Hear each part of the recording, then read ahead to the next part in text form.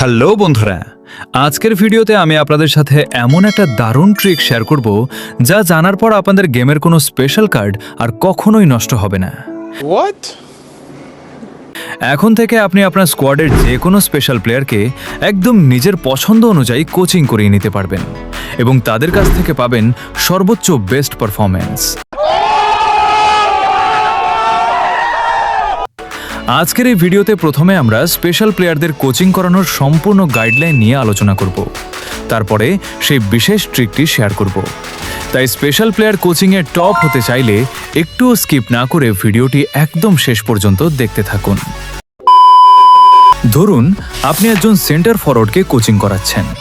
একজন সেন্টার ফরওয়ার্ডের জন্য সবচেয়ে গুরুত্বপূর্ণ স্ট্যাটাস হলো স্পিড, অ্যাক্সিলারেশন, স্ট্যামিনা, স্ট্রেংথ এবং শুটিং। আমাদের মূল লক্ষ্য থাকবে এই 5টি স্ট্যাটাসকে 100 পর্যন্ত নিয়ে যাওয়া। কোচিং শুরু করার জন্য প্রথমে আপনি একটি লেজেন্ডারি স্পেশাল কোচ সিলেক্ট করবেন। সেখানে ধাপে ধাপে 5টি অপশন দেখা যাবে এবং সেখান থেকে মোট 4টি অপশন আপনি সিলেক্ট করতে পারবেন। ধরুন প্রথম ধাপে স্পিড এবং অ্যাক্সিলারেশনের মধ্যে যে কোনো একটি অপশন এসেছে, সেক্ষেত্রে আপনি স্পিডকেই প্রাধান্য দিবেন। এরপর দ্বিতীয় ধাপে দুটো অপশনের মধ্যে অ্যাক্সিলারেশন অপশনটি এসেছে, তাহলে কোনো দ্বিধা ছাড়াই সেটি সিলেক্ট করবেন। এবার ধরুন তৃতীয় ধাপে শুটিং অপশন পেয়েছেন, সেক্ষেত্রে শুটিং সিলেক্ট করবেন। সবশেষে ধরুন চতুর্থ ধাপে স্ট্যামিনা অপশনটি এসেছে, তাহলে স্ট্যামিনা সিলেক্ট করে কোচিংটি ফাইনালাইজ করে দিন। এখন বলি সবচেয়ে গুরুত্বপূর্ণ বিষয়, ফাইনালাইজ করার আগে পর্যন্ত কোনো কোচিং কার্যকর হয় না, তাই কখনোই তাড়াহুড়ো করবেন না। অপশনগুলো ভালোভাবে দেখে নিন, যদি পছন্দ না হয় তাহলে ব্যাক করে আবার নতুন অপশন দেখতে পারেন।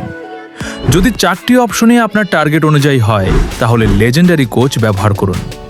যদি 3টি অপশন ঠিক থাকে তাহলে রেয়ার কোচ ব্যবহার করুন। আর যদি মাত্র 1টি বা 2টি অপশন ভালো হয় তাহলে ঝুঁকি না নিয়ে কমন কোচ ব্যবহার করুন। এতে অপ্রয়োজনীয় স্ট্যাটাস না বেড়ে আপনার কার্ডটি নষ্ট হওয়া থেকে বেঁচে যাবে। এবার বলছি সবচেয়ে গুরুত্বপূর্ণ 2টি ট্রিক, যেগুলো ফলো করলে কখনোই আপনার স্পেশাল প্লেয়ার কার্ড নষ্ট হবে না। কোচিংয়ের একদম শেষ পর্যায়ে অনেক সময় এমন কিছু স্ট্যাটাস আসে যেগুলোর আপনার কোনো দরকারই নেই। যেহেতু একটি স্পেশাল প্লেয়ার মাত্র একবারই ম্যাক্স করা যায়, তাই এমন পরিস্থিতিতে চাইলে 2টি ট্রিক্স ব্যবহার করতে পারেন। তাহলে আপনার আগের অর্জন করা সব স্ট্যাটাস ঠিকই থাকবে। কিন্তু বর্তমানে যে অপ্রয়োজনীয় স্ট্যাটাসগুলো দেখাচ্ছিল সেগুলো পরিবর্তন হয়ে নতুন স্ট্যাটাস তৈরি হবে। 1. প্লেয়ারটিকে রিলিজ করে দিন। এরপর 480 ডায়মন্ড খরচ করে রিকভার অপশন থেকে আবার ফিরিয়ে আনুন। তাহলে আগের স্ট্যাটাসগুলো পরিবর্তন হয়ে নতুন স্ট্যাটাস তৈরি হবে। তবে এই ট্রিকটি অনেক ব্যয়বহুল, কেননা এতে 480 ডায়মন্ড খরচ হয়ে যাবে। দ্বিতীয় ট্রিক্সটি সম্পূর্ণ সাশ্রয়ী এবং খুবই গোপন একটি ট্রিক, যেটা আজ পর্যন্ত খুব কম মানুষই জানে। সবচেয়ে মজার বিষয় হলো এটি অ্যাপ্লাই করতে আপনাদের একটিও ডায়মন্ড বা কয়েন খরচ হবে না। চলুন এবার একদম প্র্যাকটিক্যালি দেখে নেওয়া যাক। ধরুন আপনি রিভালদোকে কোচিং করাতে যাচ্ছেন, কিন্তু তার কার্ডে এই মুহূর্তে শুটিং এবং অ্যাক্সিলারেশন স্ট্যাটাস দেখাচ্ছে, যেটা আপনার একদমই পছন্দ হচ্ছে না। তখন কি করবেন? খুবই সহজ।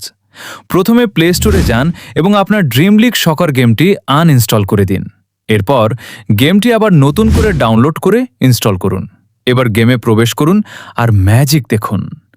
আগে যেখানে রিভালদোর কার্ডের শুটিং এবং অ্যাক্সিলারেশন ছিল, সেখানে এখন পরিবর্তন হয়ে স্পিড এবং ট্যাকল দেখাচ্ছে।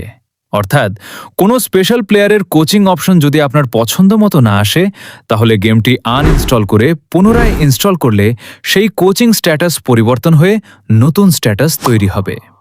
তবে এই ট্রিকটি ব্যবহার করার আগে একটি বিষয় অবশ্যই মাথায় রাখবেন।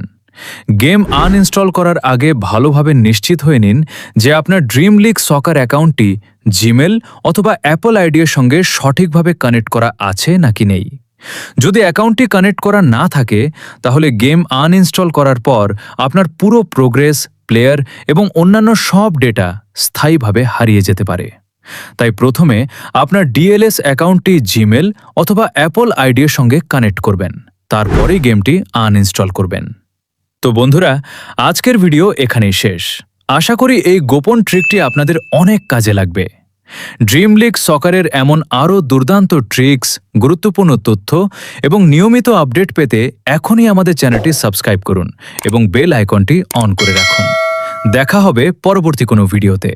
ততক্ষণ পর্যন্ত সবাই ভালো থাকুন, সুস্থ থাকুন। আল্লাহ হাফেজ।